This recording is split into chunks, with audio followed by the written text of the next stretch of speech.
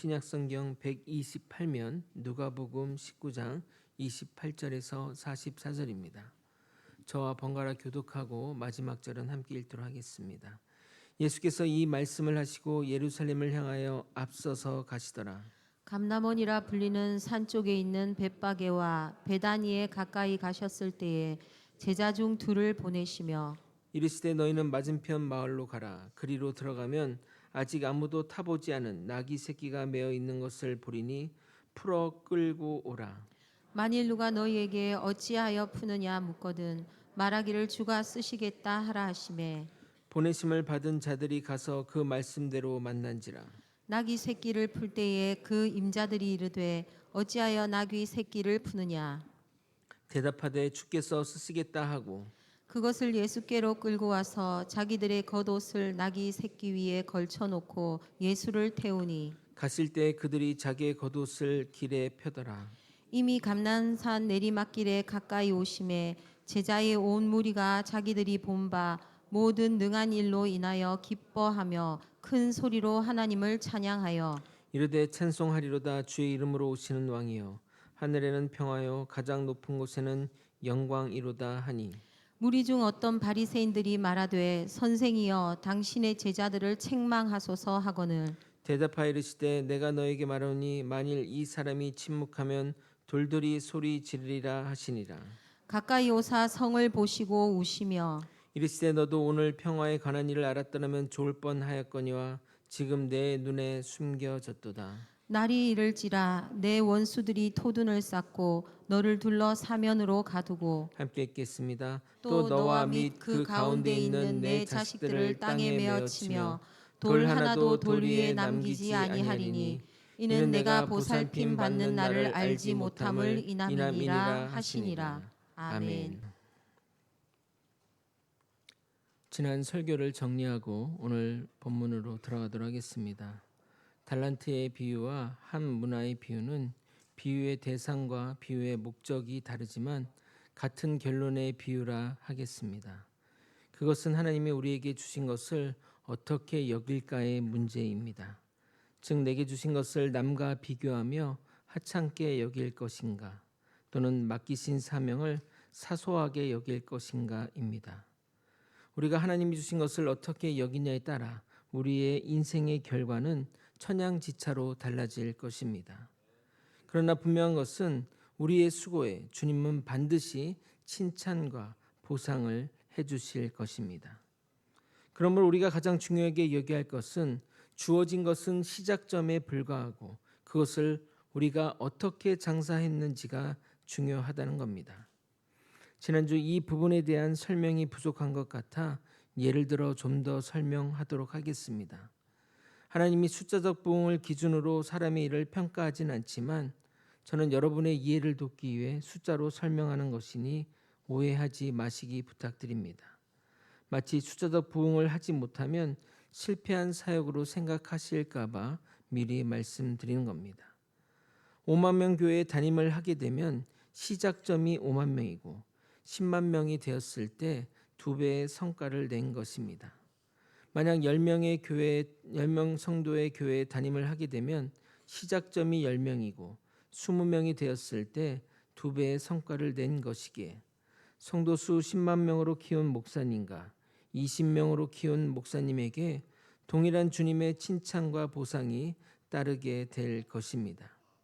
물론 세상의 기준은 다르겠지만 우리가 궁극적으로 바랄 것은 세상의 칭찬이 아닌 하나님의 칭찬이기에 무엇보다 우리에게 주어진 것에 집중하기보다는 주어진 것을 어떻게 장사할지 또는 어떻게 발전해야 할지 집중해야 하는 것입니다. 한 문화의 비유도 동일합니다. 비유의 설정은 각 사람에게 같은 문화를 주었다고 하지만 실제는 달란트처럼 우리에게 다르게 주었을 것입니다. 우리의 삶을 보면 다 똑같지 않은 것만 봐도 그렇게 알 수 있습니다. 그러나 궁극적으로 똑같이 주신 겁니다. 무슨 말이냐? 5달란트, 2달란트, 1달란트를 각각 받았을지라도 하나님이 똑같이 주셨다고 하는 이유는 동일한 시작점을 가지고 있기 때문입니다. 그러므로 한 문화로 10문화를 남겼다는 것은 숫자의 의미가 아니라 배수의 의미로 10배 성장을 이뤄냈다는 겁니다. 그에게 10고를 다스릴 권한을 주신 것은 본인이 자신의 능력과 실력을 입증했기 때문에 당연한 것입니다. 그런데 만약 자신에게 주어진 것을 발전시키려 하기보다는 원망과 불평으로 시간을 보낸다면 주어진 달란트도 빼앗기고 주의 집에서 쫓겨나는 운명에 처해질 것입니다. 근데 여러분 가운데 이런 의문을 던질 분이 있으실 겁니다. 모두가 다 장사를 잘하는 것이 아닌데 열심히 했으나 받은 문화 수준에 머문다면 또는 오히려 돈을 까먹는다면 어떻게 되나요? 쫓겨나나요? 아닙니다. 앞에서 말씀드렸듯이 숫자로 하나님이 평가하지 않으시고 우리의 마음의 중심을 보시고 우리의 노력과 수고를 따라 평가할 것입니다. 결과는 따라오는 것이지 그것을 목적으로 한다고 다다를 수 있는 것이 아닙니다. 오늘은 드디어 예수님의 예루살렘 입성 장면입니다. 예수님이 주일에 입성함으로 고난 주간이 시작됩니다. 많은 이들이 예수님의 입성을 기다려왔는데 예수님은 뜻밖의 행동을 하십니다. 오늘은 예수님의 입성을 바라보는 다양한 사람들의 다양한 시선과 예수님의 선택을 집중적으로 살펴보도록 하겠습니다. 예수님이 이 땅에 오신 진정한 의미를 깨닫고 주님을 우리의 구세주로 삼는 저와 여러분이 되시길 예수 그리스도 이름으로 소원합니다. 예수님은 예루살렘 입성을 앞두고 문화의 비유를 통해 하나님 나라의 최종 완성은 예수님이 다시 오실 그날에 이루어질 것을 말씀하셨습니다.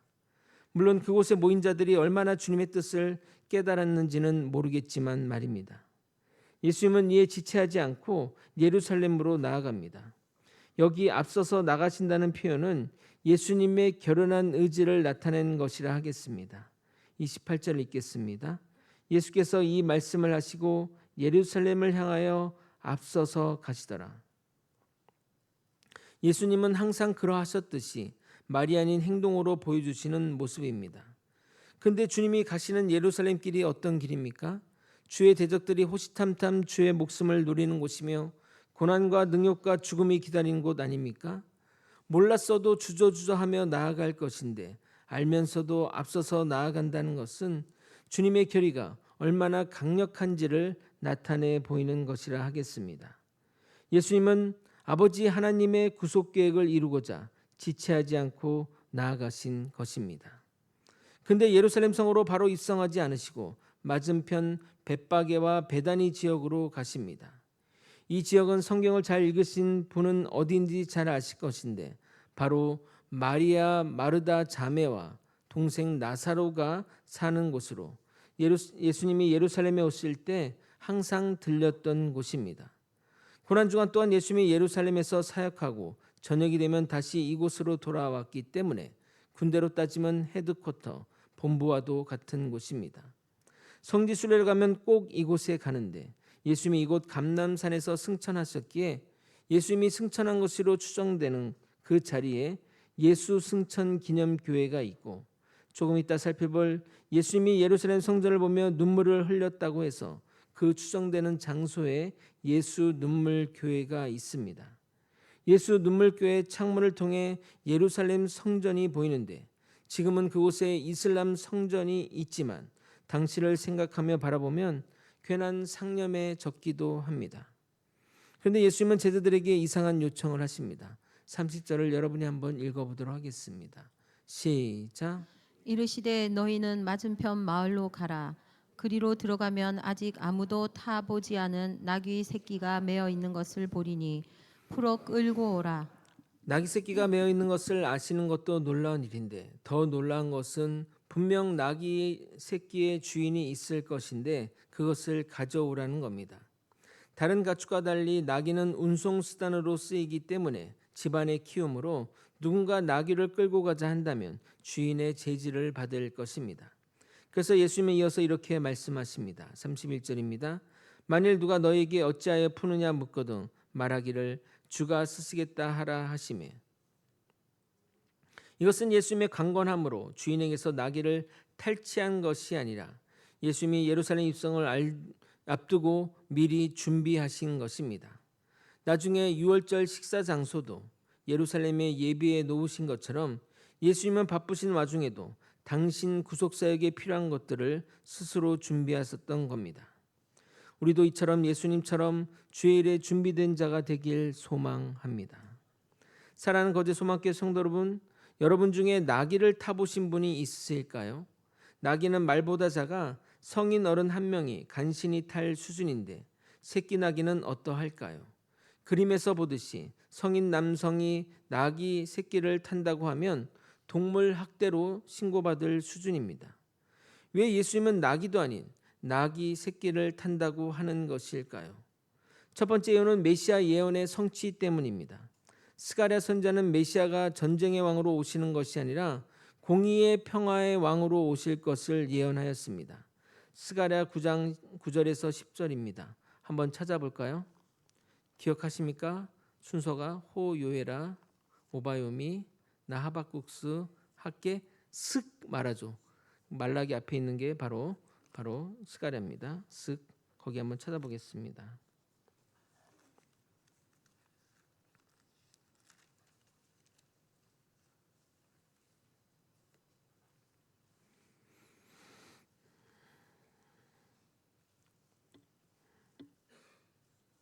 이런 구절은 좀 이렇게 형광펜이나 이렇게 좀 해놔서 메시아 예언 구절 이렇게 써놓으면 좋습니다.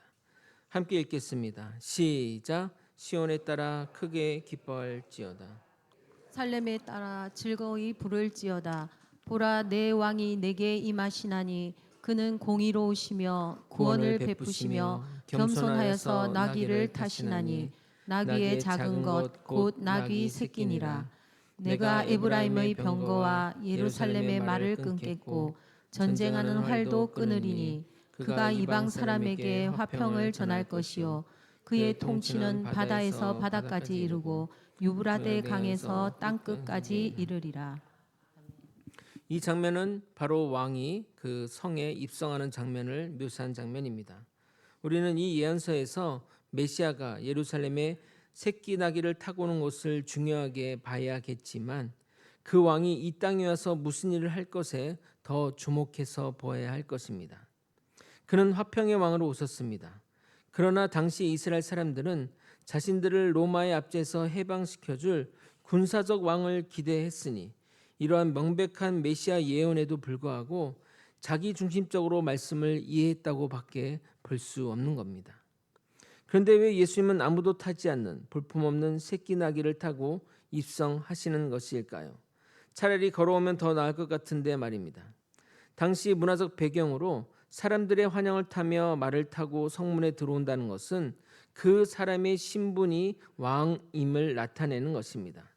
그래서 예수님 당신이 왕의 신분으로 오는 것을 나타내기 위해 나귀를 타신 겁니다.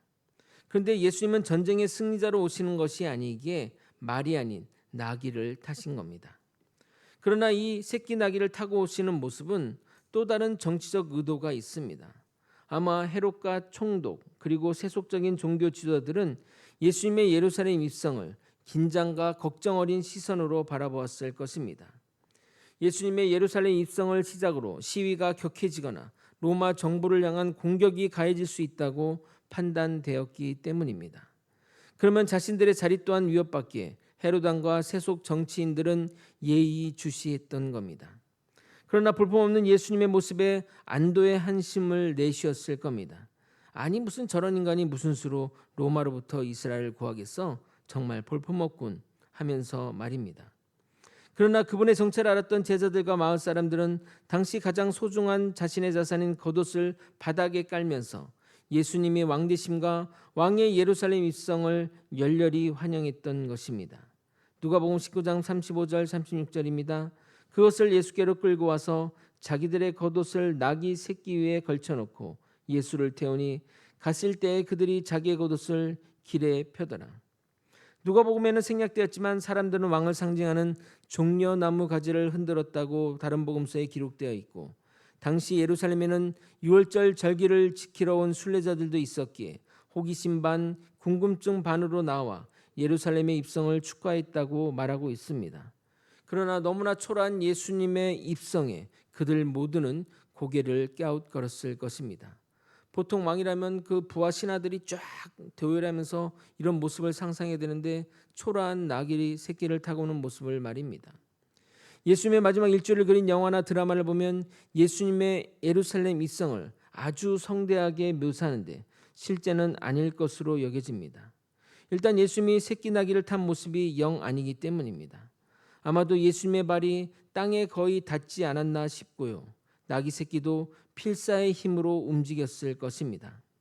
거기다 그 자리에 로마 군인부터 헤롯 왕의 부하들, 종교 지도자들이 예의주시하는데 예수를 순전하게 환영할 사람이 얼마나 되겠습니까? 이어지는 대목에서 그 사실을 확인 가능합니다. 37절을 읽도록 하겠습니다. 시작. 산 내리막길에 가까이 오심에 제자의 온 무리가 자기들이 본 바 모든 능한 일로 인하여 기뻐하며 큰 소리로 하나님을 찬양하여. 예수님이 처음 출발한 곳은 베다니 지역에 있기 때문에 사람들이 예수를 영렬히 응원할 수 있었습니다. 그곳은 가난한 사람들이 사는 일종의 슬럼가였기에 로마 군인이나 헤롯의 군인은 없는 곳입니다. 그래서 호산나를 외치고 나뭇가지를 흔들며 옷을 깔아 환영할 수 있었던 겁니다. 그러나 37절의 감람산 내리막길이라는 곳은 바로 예루살렘 성이 보이는 비탈길 초입을 말하는 곳으로 앞에서 말한 로마 군인과 헤롯 일당 및 종교지자들이 서슬퍼렇게 눈을 뜨고 있는 곳입니다. 격가지 이야기지만 제가 성지 순례를 강조하는 이유가 여기에 있습니다. 성경을 읽다 보면 그 현장이 그려져서 여기서 예수의 제자들이 목소리를 냈겠구나 하는 것들이 짐작되기에 더욱 선명하게 성경이 읽어지는 경험을 하게 됩니다. 어느 광고에 먹은 날과 안 먹은 날의 차이를 경험해 보십시오라고 하는 것처럼 성지 순례를 다녀오면 가본 곳과 안 가본 곳의 차이를 확연하게 느끼실 수 있을 것입니다. 그런데 제자들은 왜 여기서 목소리를 높였던 것일까요? 그 이유는 성전이 눈앞에 보이자 다른 사람들의 소리가 줄어들었기 때문에 제자들의 목소리가 상대적으로 커졌던 겁니다. 그러자 그곳에 있던 사람 중에 바리새인들이 그들을 제지하며 예수님에게 좀 조용히 해달라고 부탁하게 됩니다. 39절입니다. 무리 중 어떤 바리새인들이 말하되 선생이여 당신의 제자들을 책망하소서 하거늘. 예수를 그들의 메시아로 보지 않는 바리새인들에게 제자들의 발언이 시끄러운 행동이나 선동으로 보일 수밖에 없는 겁니다. 안 그래도 유월절을 맞아 사람들이 몰려들었는데 괜한 부추김으로 인해 폭동이나 시위로 발전할까 염려했기 때문입니다. 사랑하는 성도 여러분, 기득권 세력이 가장 무서워하는 것이 무엇인 줄 아십니까? 지금의 정치 구도와 사회 구도가 변하는 겁니다. 원래 바리새파 사람들의 시작은 당시 시대를 개척하기 위해 나타난 종교 개혁 운동이었습니다. 그러나 시간이 흘러 그들의 계획대로 사회가 안정화되며 자신들이 그 기득권 위치를 차지하게 되자 자신의 자리를 위협하는 자들의 행위를 가만히 두고 볼 수 없었던 것입니다. 그래서 그들이 그렇게 싫어하던 헤롯 당과 사두개인과 연합하여 예수를 몰아내고 죽이려 했던 것입니다. 마치 이런 상황은 친일파와 독립운동가가 어떤 목적을 위해 손을 잡은 것과 같다고 보면 되는 겁니다. 그러나 예수님은 그들의 말에 동조할 이유가 없고 특히 당신이 이 땅에 오신 목적을 선포하는 제자들의 발언을 제지할 이유는 더더욱 없는 것입니다. 그것은 당신이 영광 받으신 것이 아니라 하나님이 영광 받는 것이기에 이렇게 선포하십니다. 40절입니다. 대답하여 이르시되 내가 너에게 말하노니 만일 이 사람이 침묵하면 돌들이 소리 지르리라 하시니라. 이 말은 단순히 자신의 입성을 환영하거나 세력 과시 차원의 말이 아니라 매우 깊은 신학적 함의가 포함된 말입니다. 설교를 준비하다 보면 어디까지 전해야 하나, 어디까지 나눠야 하나 고민될 때가 있습니다. 이 정도는 몰라도 되니 여기까지만 할까 하다가도 혹여나 더 깊은 하나님의 뜻을 알기 원하는 분이 있다면 이해하든 못하든 전하는 것이 맞지 않나 생각이 들 때가 있습니다. 그런데 신방을 하다 보면 주일 설교를 듣고 집에 가서 다시 찬찬히 유튜브로 다시 듣는다는 분들이 제법 있다고 하셔서 어렵지만 전하고자 합니다. 주일 예배 때 설교만 들으시는 분은 이제부터 마음 편하게 들으시고 더 깊이 알기 원하신 분들은 잘 들어주시기 바랍니다. 심화편이라 보면 됩니다. 예수님이 사람들이 침묵하면 돌들이 소리 지르리라고 하신 말씀의 의미는 예수님이 이 땅에 오신 의미를 선포하는 의미와 더불어 장차 이 말 이스라엘의 심판을 상징하는 표현이기도 합니다. 무슨 말이냐? 예수님은 헤롯과 로마 당국과 세속 정치 지도자들과 싸우는 것이 아니라 자신이 말하는 메시아를 만들어 그 메시아를 따르는 자들과도 싸우고 계시는 겁니다. 자신이 바라는 메시아, 이것이 바로 우상 숭배입니다. 우리가 예수를 믿는다고 하면서 그 예수를 내가 만든 예수는 이런 모습이어야 돼, 또는 내가 원하는 예수를 만들어 놓고 예수를 그렇게 믿는다면 그 예수도 우상 숭배가 되는 겁니다. 예수가 우상 숭배가 아니라, 우상이 아니라 그렇게 사람들이 예수를 우상 숭배처럼 믿을 수 있다는 말입니다. 먼저 제자들이 예수의 일성을 돕고 말한 부분부터 보도록 하겠습니다. 38절입니다. 이르되 찬송하리로다 주의 이름으로 오시는 왕이여, 하늘에는 평화요 가장 높은 곳에는 영광이로다 하니. 사랑하는 성도 여러분, 이 구절이 어쩐지 익숙하지 않습니까? 그렇습니다. 예수님 탄생 때의 유사한 구절이 천사들에 의해 선포되었습니다. 누가복음 2장 14절 읽겠습니다. 지극히 높은 곳에서는 하나님께 영광이요 땅에서는 하나님이 기뻐하신 사람들 중에 평화로다 하니라. 여러분, 둘의 차이점이 보이십니까? 예수님의 탄생 때는 땅의 사람 중에 평화라고 말했는데 예수님의 입성 때는 하늘의 평화라고 말씀하고 있습니다. 여러분, 그 이유가 무엇일까요? 예수님의 입성은 단순히 민중운동을 하려는 것이 아니라 하나님의 뜻을 실천하는 구속사적 사건입니다. 예수님은 이 땅의 평화를 가져다 주라고 이 땅에 오셨으나 사람들이 거부하였습니다. 하지만 예수님이 당신이 이 땅에 오신 이유를 잘 아셨기에 그 길로 나아갔던 것입니다. 왜냐하면 가장 높은 곳의 영광을 이루기 위해서입니다. 하나님의 뜻을 이루는 것이 하늘의 영평화를 가져오는 것이며 가장 높은 곳에 영광을 돌리는 것이기 때문입니다. 그러나 이 편은 예루살렘의 멸망을 통해 이루어가서야 하기에 땅의 평화를 언급하지 않은 것이고, 제자들은 자신들이 외치는 말이 무슨 말인지 모르고 외쳤던 것입니다. 그래서 예수님이 사람들에게 이렇게 말씀하신 겁니다. 42절을 여러분이 한번 읽어보도록 하겠습니다. 시작.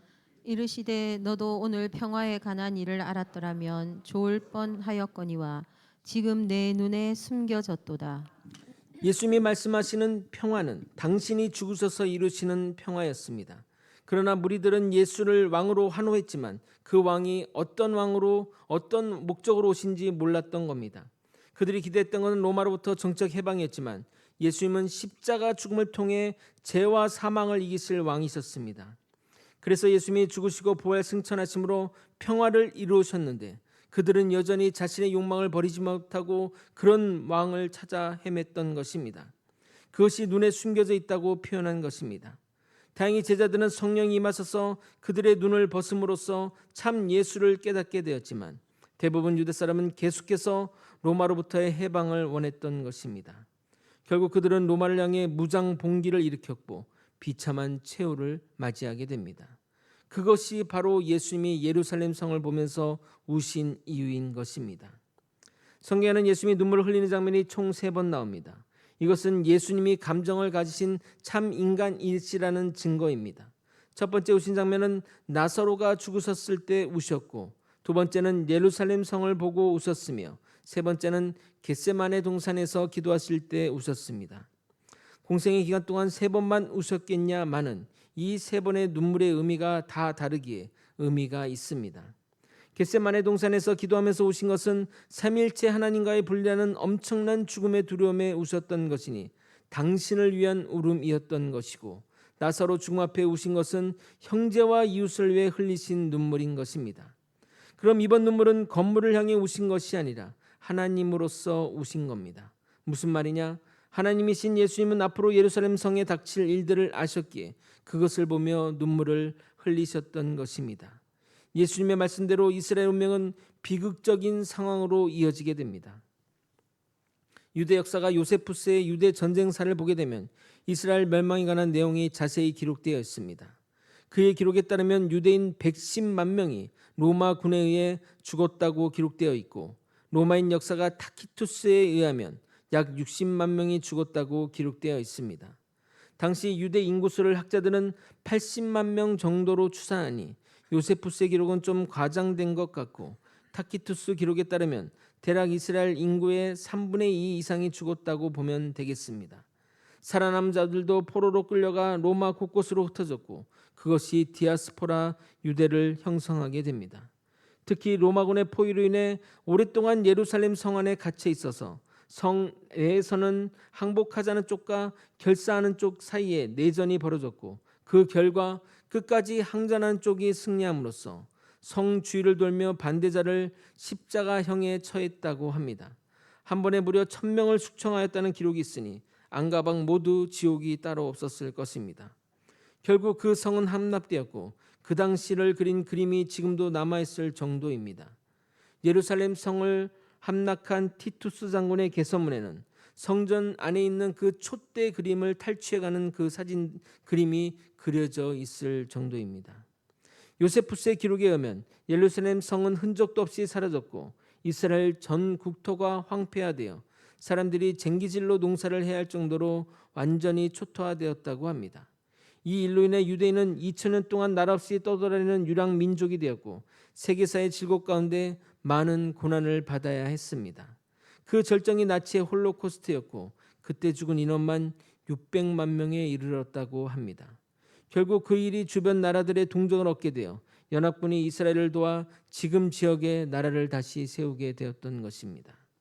예수님은 이런 상황을 미리 보시고 불쌍히 여기시며 안타까워 하셨던 것입니다. 43절 44절을 함께 읽어보도록 하겠습니다. 시작. 날이 이를지라 내 원수들이 토둔을 쌓고 너를 둘러 사면으로 가두고 또 너와 및 그 가운데 있는 내 자식들을 땅에 메어치며 돌 하나도 돌 위에 남기지 아니하리니 이는 내가 보살핌 받는 나를 알지 못함을 인함이니라 하시니라. 그 당시 전쟁은 그 성을 에워싸서 나올 때까지 그렇게 기다리다가 결국에는 그런 성 높이만큼의 같은 둔덕성을 쌓아서 사다리로 넘어가 점령했던 겁니다. 그러나 토성을 쌓을 때 위에서 공격하면 쉽게 건축하기가 쉽지 않았을 것인데 기록에 따르면 예루살렘 성 안에 있는 사람들의 친척이나 가족, 지인들을 끌어다가 일군으로 삼아 토성을 쌓았다고 합니다. 자신이 살기 위해서는 자기 동족이나 친척이나 친구를 향해 화살을 쏘거나 돌을 던져야 했기에 성안 사람들의 내적 갈등은 심했던 것입니다. 유대 민족의 최후 항전을 이스라엘 북쪽에 위치한 마사다 요새에서 했는데 당시도 로마군이 토성을 이런 식으로 쌓았기에 가족들을 향한 공격을 할 수 없어 성안 사람들은 항전을 포기했다고 합니다. 결국 로마군이 토성을 쌓아 마사다 요새에 들어갔을 때 성안 사람들이 전원 자결하는 것으로 끝을 맺은 비극적인 사건도 유대 역사에 있었던 것입니다. 예수님이 예언의 성취를 위해 나귀, 그것도 나귀 새끼를 타고 예루살렘에 오신 것은 이해할 수 있으나 왜 하나님은 처음부터 예수님에게 새끼 나귀를 타게 하신 것일까요? 애들이 타도 작게 여겨질 나귀 새끼를 타겠다는 것은 스스로 조롱거리가 되겠다는 것과 다를 바가 없기 때문입니다. 그러나 예수님은 말과 삶과 행동이 일치하신 분이셨습니다. 예수님은 우리를 섬기러 오셨고 우리를 위해 죽으러 오신 분이십니다. 만약 그런 분이 일반 세속 왕들이 개선하고 돌아올 때처럼 건강하고 위풍당당한 큰 말을 타고 들어온다면 언행 불일치적 상황이 이르게 될 것입니다. 예수님은 가장 낮은 자인 말구에서 태어났었고 대부분의 환영을 받지 못하였으며 태어나자마자 살해 위협을 받아 애굽으로 도망가야 했습니다. 공생의 기간 동안 종교 지도자들과 헤롯 무리들에게 핍박을 받으며 살해 위협까지 받았고 고향 사람들에게조차 배척을 받아야 했습니다. 예수님은 계속해서 본인이 죽어야 너희가 살고 내가 채찍을 맞아 너희가 나음을 입는다고 말씀하셨으나 그렇게 3번을 말할지라도 사람들은 자신의 관념대로 자신이 원하는 대로 예수를 믿고 따랐던 겁니다. 그래서 예수님은 이렇게 행동으로 예수가 이 땅에 어떤 존재로 왔는지를 몸소 보여주신 것입니다. 자 봐라, 너희가 기다는 왕의 모습이 이런 모습이더냐. 나는 낮은 자의 왕으로 오셨다 라고 다시 한번 예수님이 사람들에게 했던 말을 상기시키고 계신 것입니다. 그래서 예수님은 가장 가난하고 가난한 사람들이 모이는 베다니를 출정 장소로 잡은 것입니다. 이렇게 예수님은 자신의 존재를 깨달으라고 몸으로 행동으로 보여주고 계신 겁니다. 말씀을 정리하겠습니다. 예수님은 사람들이 기대하던 방식의 왕으로 예루살렘에 들어오지 않으셨습니다. 전쟁의 말을 타고 위풍당당하게 입성한 것이 아니라 아무도 타지 않는 작은 새끼 나귀를 타고 겸손히 들어오셨습니다. 이는 예수님이 세상의 권력과 영광을 추구하는 왕이 아니라 죄인들을 구원하기 위해 낮아지시고 십자가 길을 걸어가시는 왕임을 보여주는 모습인 것입니다. 그러나 그때 많은 사람들은 예수를 환영하면서도 그분이 어떤 왕인지 정확히 알지 못했습니다. 그들은 로마 압제에서 우리를 해방시켜줄 정치적 메시아를 기대했지만 예수님은 죄와 사망에서 우리를 구원하시기 위해 오신 구원의 왕이셨습니다. 그래서 예수님은 예루살렘을 바라보며 눈물을 흘리셨습니다. 하나님이 주시는 참된 평화를 사람들이 알지 못했기 때문입니다. 오늘 우리도 스스로에게 물어봐야 합니다. 우리는 어떤 예수님을 믿고 따르고 있습니까? 내 문제를 해결해 주는 왕, 내 기대를 이루어 주는 왕으로만 예수님을 바라보고 계시지는 않으십니까? 아니면 겸손히 나귀를 타고 십자가 길을 걸어가신 그 주님을 우리의 진정한 왕으로 모시고 따르고 계십니까? 예수님은 말이 아니라 삶으로 자신의 정체성을 보여주셨습니다. 그리고 오늘도 우리에게 말씀하십니다. 주가 쓰시겠다. 이 말씀 앞에 우리의 삶과 시간과 물질을 기쁨으로 내어드리는 성도가 되시길 소망합니다. 세상의 영광이 아니라 십자가의 길을 따르며 겸손의 왕 되신 예수 그리스도를 참된 왕으로 모시고 살아가는 우리 모두가 되시길 예수 그리스도 이름으로 축원드립니다.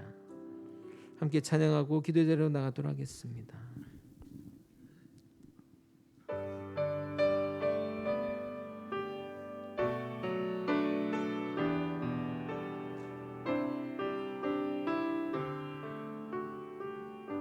당신은 영광의 왕, 당신은 영광의 왕, 당신은 평강의 왕, 당신은 하늘과 땅의 주, 당신은 정의의 천사가 무릎 꿇고 예배하고 경배하네. 영원한 생명 말씀, 당신은 예수 그리스도 주. 호산나 호산나 다윗의 자손께, 호산나 불러 왕 중의 왕. 높은 하늘의 영광을 예수 주 메시아. 호산나 다윗의 자손께, 호산나 다윗의 자손께, 호산나 불러 왕 중의 왕. 높은 하늘의 영광을 예수 주 메시아네. 사랑하는 성도 여러분, 오늘 말씀을 통해 예수님께서 나귀 새끼를 타고 예루살렘에 들어가신 의미를 살펴보았습니다. 주님은 세상의 영광과 권세가 아니라 겸손과 섬김으로 이 땅에 오신 왕이십니다. 그리고 십자가를 통해 우리에게 참된 평화를 이루어 주셨습니다. 이 시간 말씀을 마음에 품고 함께 기도하기를 원합니다. 우리가 예수님을 우리의 기대에 맞는 왕으로 만들어 살고 있지는 않은지 돌아보고 겸손의 왕 되신 주님을 온전히 따르는 믿음을 달라고 기도했으면 좋겠습니다. 다음과 같은 기도 제목으로 기도하겠습니다. 세상의 기대와 욕망이 아닌 십자가의 왕 되신 예수님을 바르게 알고 믿게 하여 주시옵소서. 두 번째, 작은 일에 충성하는 믿음을 주셔서 삶의 자리에서 복음을 드러내게 하여 주시옵소서.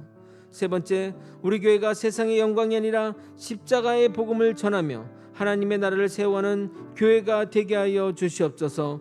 다 함께 이런 기도 제목으로 주님의 이름을 짓고 통성으로 기도하시겠습니다. 주여,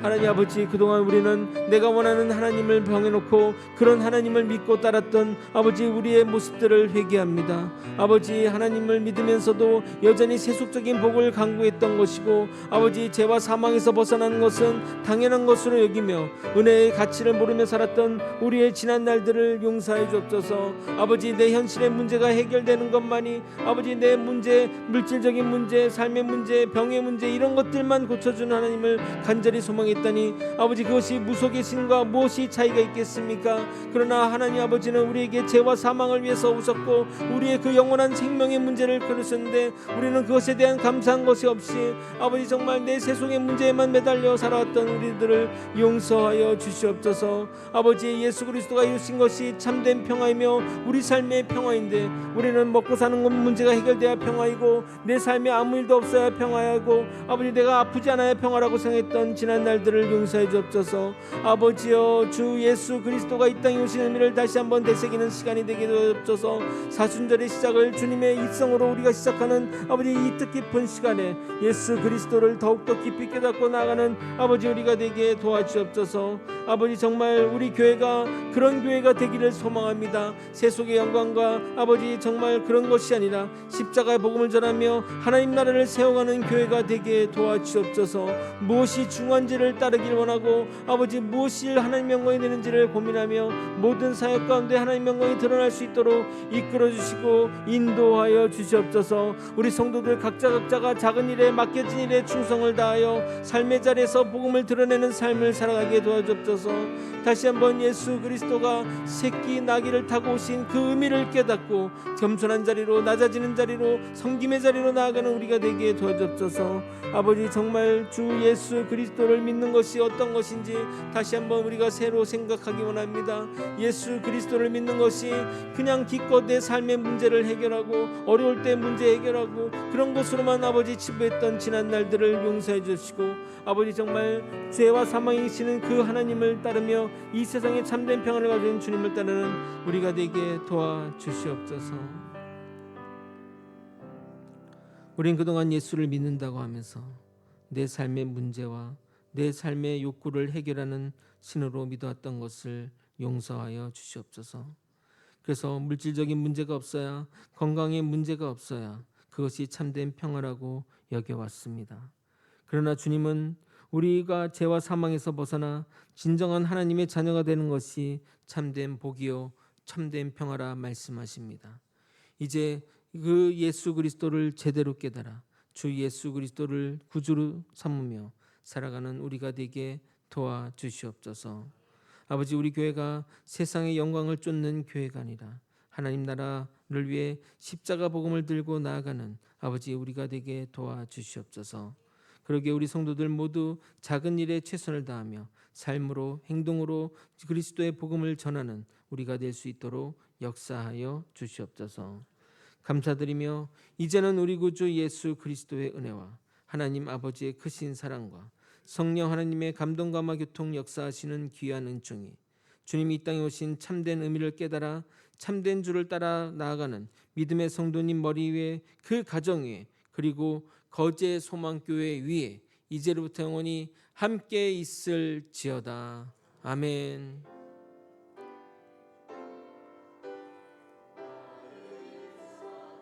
아버지,